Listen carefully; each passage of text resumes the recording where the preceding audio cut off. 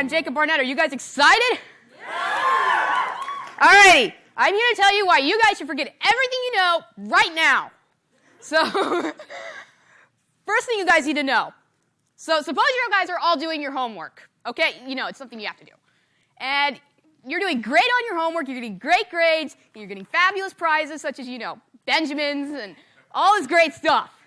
I'm here to tell you you're doing it all wrong. That's right, I did just say that. You're doing it all wrong. In order to succeed, you have to look at everything with your own unique perspective. Okay? What does that mean? That means that when you think, you must think in your own creative way, not accepting everything that's already out there. By the way, the people I'm showing in the background are my little brothers, Ethan and Wesley. One of them's a chemist and the other one's a meteorologist.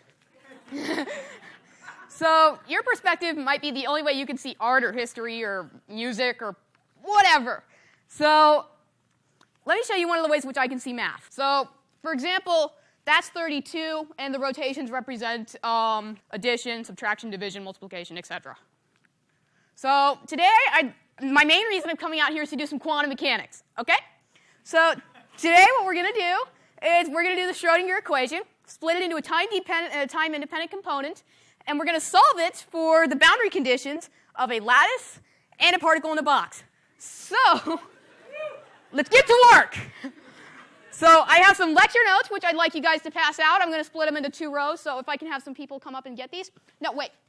Before you come up here, I need to let you know about something very quickly. Okay, just stay there. I'm kidding. I didn't.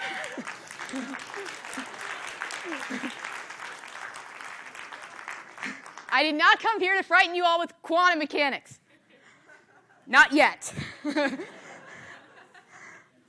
So let's think about something simpler. How many of you here have heard about circles? Okay, good. So why are circles important? They're the shape of cookies.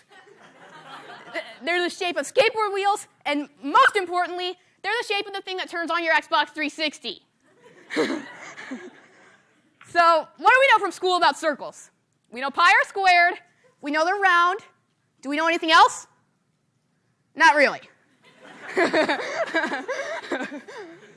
So, let me show you something cool you can do with circles. It's called Johnson's theorem, where really a theorem is just, you know, a way mathematicians can think of stuff. So what Johnson said was you take 3 circles, you overlap them in a way such that there's 6 blue lines, where I called each of the circles blue, such that there's 6 lines coming in one point. The other 3 points are on a circle the same size. Interesting. So this isn't just pi r squared. This is something new. So because Johnson didn't just think, oh, it's got to be pi r squared and round, that's it, he created math. And he did it in his own unique perspective way. So now, I know not all of you are necessarily mathematically gifted, so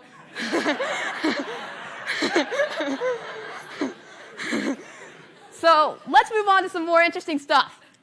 By now you might have heard about Isaac Newton in your high school careers. You might have heard about him from, you know, prisms or whatever he might have done. So in 1665, Isaac Newton was at the University of Cambridge. Now, for those of you who really know your history, at that time, Cambridge had closed due to the plague. So Isaac Newton, he didn't have a way to learn. He had to stop learning, and he was probably, you know, hiding in a dormitory with his cat running from the plague. Now, while he was doing this, he decided he had to stop learning, but he didn't want to stop thinking. Okay? So because of that, he was thinking about this problem in astrophysics. And specifically, I think he wanted to calculate the motion of the moon around the Earth. So I sort of reamped that problem into the case of Mercury around the sun. So, okay. What he did was, in order to solve this problem, he created calculus, Newton's 3 laws, the universal law of gravitation, the reflecting telescope to check his work, and optics, and all this crazy stuff. In that 2 years that he had stopped learning. So I guess that was really good for us, because at that time, Newton had to stop learning. But when he stopped learning, he started thinking, and he created science. And, okay, that's just great. We now have a theory of physics.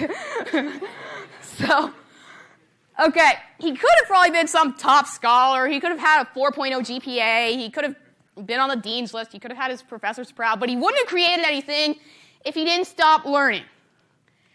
Newton needed to start thinking and think of things with his own unique perspective in order to, create his theory.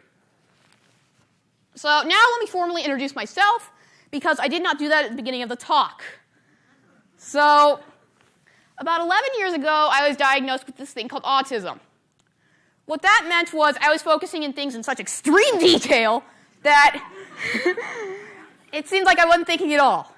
Basically, I'd be like, oh, look, here's this reflection of that light, so there's a light up here, but oh, there's my shadow, so there's a light back there, and I look over, and it's over there.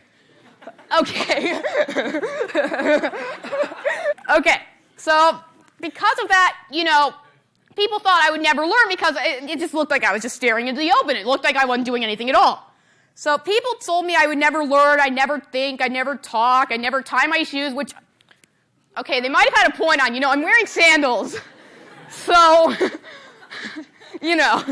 But however, at that age, I went to the Barnes & Noble and I got a textbook, and from the data that was in the textbook, I derived Kepler's laws. When I wasn't supposed to be learning or thinking at all. So basically, from the other people's point of view, it was just, it wasn't really looking too good. I wasn't finger painting or doing story time or any of the other stuff the 2, 3, 4-year-olds would do. But, what they did was, because of that, they took me to special ed, which is extremely special in the fact it didn't educate me. So during that time, I had to stop learning because I didn't have a way to learn. I was just in special ed. So what they would do is, okay, so I wasn't able to learn anything at all. However, at that age, I started thinking about things in sort of the way of, all these shadows, and I think that's why I like astrophysics and physics and math today. Because I had to stop learning, I believe that's why I do what I do today. Okay, so let me continue about gravity. Okay? So, it's a very exciting topic for those of us who are in physics. So let me continue. Now, what happened was, about a couple of centuries later, the physicists had enough experimental technology to test Newton's orbit. Now, Newton predicted that the orbit of Mercury was an oval, or scientists like to say, an ellipse. However, when we pointed our telescopes out, we saw that thing. So, okay, for those of you who are scientists, that's extremely exaggerated, but okay. This was not looking good. Newton had failed. One of the greatest physicists of all minds had failed. He failed. So, we need someone else, just like Newton had done, to forget everything they knew and, recreate this. That man's name was Albert Einstein. Albert Einstein, what he would do, he was also, he was stopped in his tracks. He was not doing very well. He was Jewish, and it was pre-Nazi Germany, so he was not able to get a position at the local university. He had to work at a patent office, which, okay, that's not theoretical physics, and we're talking about Einstein here. So, yeah. What happened was Einstein, he had all this time to think all of a sudden. He had to stop learning, but he had all this time to think. And so what he had done was he liked to have these thought experiments, and he liked to think about all these different things. So what Einstein thought of was, okay, he pictured himself on a trampoline with a couple of friends, which, okay, there's actually a failure of my sentence there, and the fact that physicists, that's usually a couple more than they have. So Isaac Newton was probably on Albert Einstein was probably on the trampoline with one of his friends, and, they were probably playing some, tennis or something. So, however, they're physicists, they don't have very good hand-eye coordination, so they probably didn't, catch the tennis ball, and it went rolling around them. And Einstein looked at this, and he said, without friction, this is gravity! He realized this is just gravity! So afterwards, he predicted the motion, which is going to end up like that crazy thing. But that crazy thing is exactly that other crazy thing. So Einstein had solved the problem just by thinking about it in his own unique perspective, in his own unique way. He stopped learning, and he started thinking, and he started creating. So now let me get back on the story. I wasn't really looking too good, so I just kind of brushed it over there.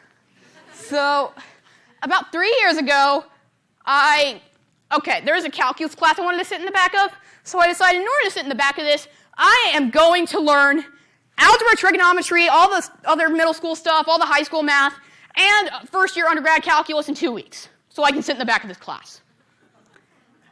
I was 10. Okay. So, also at that time, for this, I got accepted into the university. And yet again, I was still 10. So, okay. Then I had to go to an entrance interview, okay? You know, that's what you got to do. It's the university.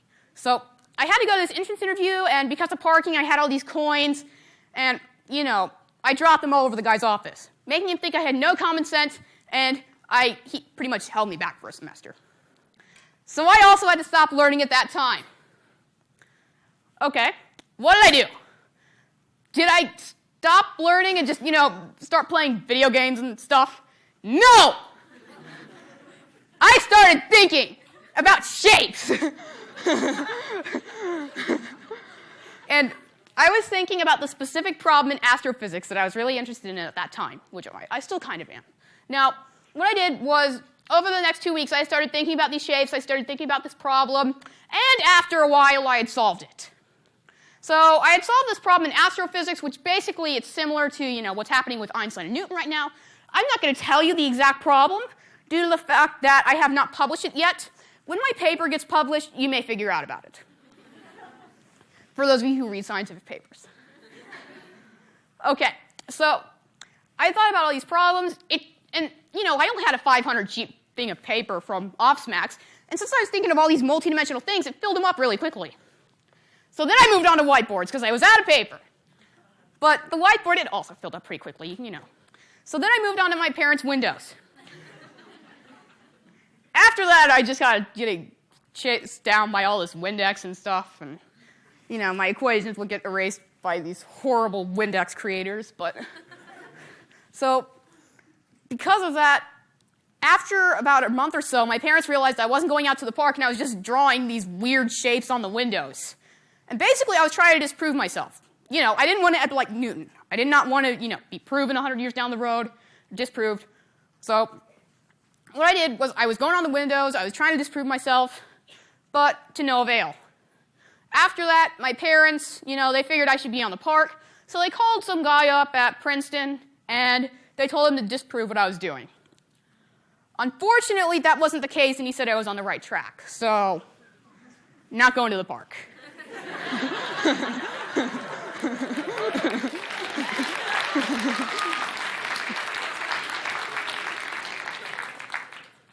Okay, so then, because I had to stop learning, I started thinking, and I solved the problem. After that, I decided to create a calculus video for other people who wanted to still do calculus, the 3 others out there, and so that way they could also learn. Okay, so I made this calculus video. People noticed that I was 12 and I was doing a calculus video. After that, the first people that noticed was the Indianapolis Star. And they put me on the front page of some newspaper, and as you can see from this picture, I was eating a sandwich. It was really yummy. So, okay, after that, my calculus video, it went viral. At the time of this photo, it had some 2 million views. So, first of all, a calculus video going viral. Who would have ever thought? So, after that, it got translated into whatever this language is. Is there anybody who can tell me what language this is? I can't read it. Okay, it's Chinese. Okay, good to know. So then after that, I had some guy from Fox TV called me up, and I was able to draw on his windows, and he was Glenn Beck. The thing special about that experience is that the windows were huge, 23 floors above the ground, and overlooked the Chrysler Building. So that was a fun experience. Then after that, I started having some really strange visitors show up to my house. I had Morley Safer show up, and he's from CBS 60 Minutes. Now, For those of you who can really see this picture very well, you may notice that I'm wearing the same sandals. So, okay, now let us sort of recap what we've done. Have Einstein and Johnson and Newton and everyone I talked about, are they really geniuses? Is that really what makes them so special? Is that really why they did all their work? Absolutely not. No, that's not why. Okay, so what happened was, all they did was they made the transition from learning to thinking to creating, which by now the media has translated into, genius. Now, I'm pretty sure they have relatively high IQs, but as some of you may know, there are lots of people out there with high IQs who don't create this sort of thing. They usually just end up memorizing a couple 100,000 digits of pi. So first of all, my question to them is, why not memorize a different number? I'm wearing phi right now, so, okay. So in conclusion, I'm not supposed to be here at all. I was told that I wouldn't talk. There's probably some therapist watching this who's freaking out right now.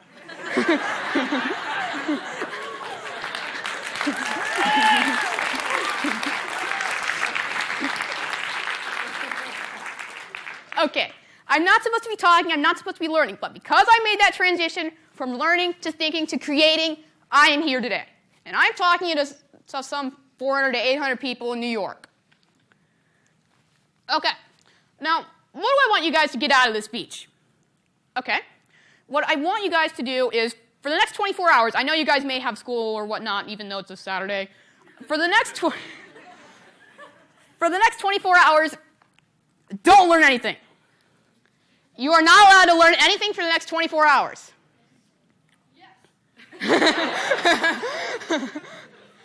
However, what I'd like you to do is I'd like you to go into some field. You all have some passion. I don't know about it. I've been talking to you for 11 minutes. I have no idea what you guys are interested in. But you guys have some passion all out there, and you all know what it is. So I want you to think about that field instead of learning that field. And instead of being a student of that field, be the field. Whether it's music or architecture or science or whatever. And I want you to think about that field, and who knows, maybe you can create something. Thank you very much. I'm Jacob Barnett.